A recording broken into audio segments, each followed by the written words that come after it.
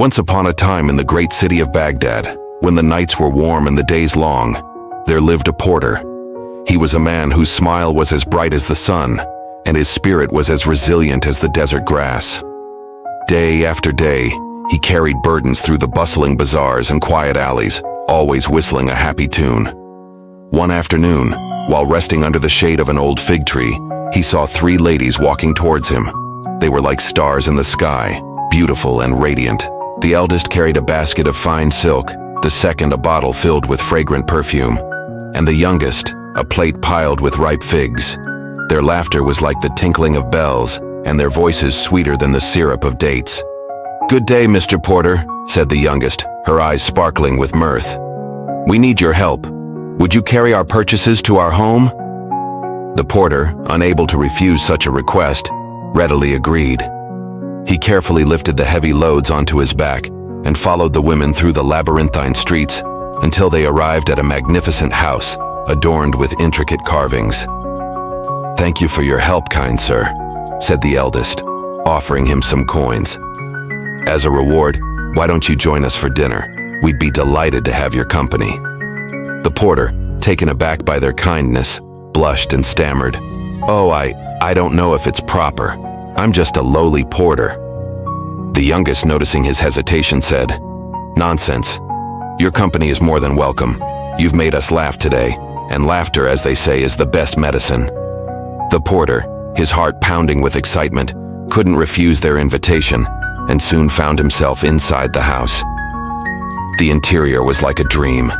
Carpeted floors, soft cushions, and walls decorated with exquisite paintings. Servants bustled around preparing dinner, and the air was filled with the tantalizing aroma of spices and grilled meats. As the night deepened, they feasted on roasted lamb, sweet pastries, and juicy fruits, all washed down with glasses of chilled wine. The porter, feeling like a king, laughed and joked with his hosts, enjoying their witty banter and charming smiles. The eldest sister, with her elegant grace, poured him wine and asked, "Tell us, good porter, what brings you to Baghdad?" "I travel from village to village," he replied, "carrying goods and listening to tales. Life is a journey, and I am but a humble traveler along its path."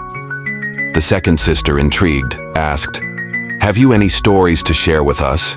Perhaps of daring adventures or curious characters you've met on your travels?" The porter, eager to please, began recounting tales of mischievous genies, wise old wizards, and valiant knights. The sisters and their guests leaned in, captivated by his vivid descriptions and theatrical gestures. As the night wore on, the porter noticed that their laughter seemed forced and their smiles strained. The lively atmosphere had given way to an uncomfortable silence. Concerned, he asked, "Is something troubling you, my ladies?" The youngest sister, her eyes downcast, replied, "Our minds are heavy with worries, and only sleep can bring us solace." She explained that they were cursed by an evil spirit that haunted their dreams, stealing their happiness and leaving them tormented. Each night, they were forced to sacrifice a goat to appease the spirit, or else suffered terrible misfortunes.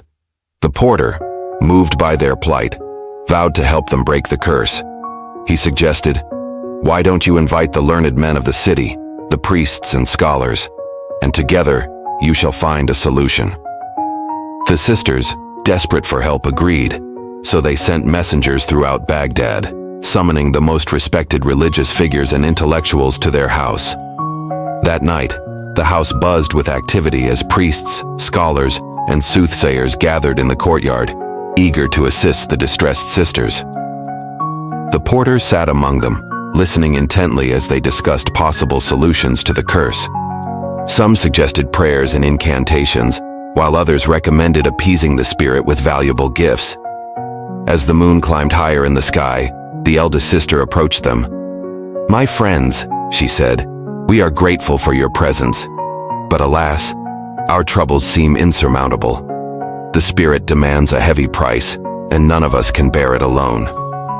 With tears in her eyes, she confessed that the curse had already claimed 2 of their goats, and warned that soon it would demand a greater sacrifice.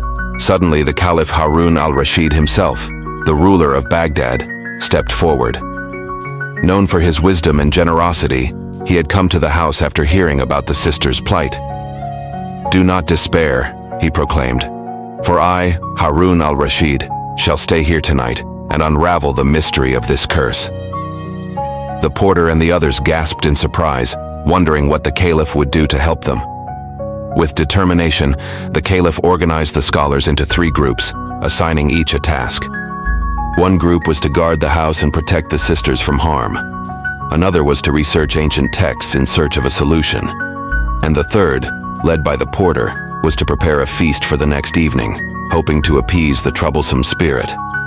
The porter bustled about, gathering ingredients, spices, and fresh fruit.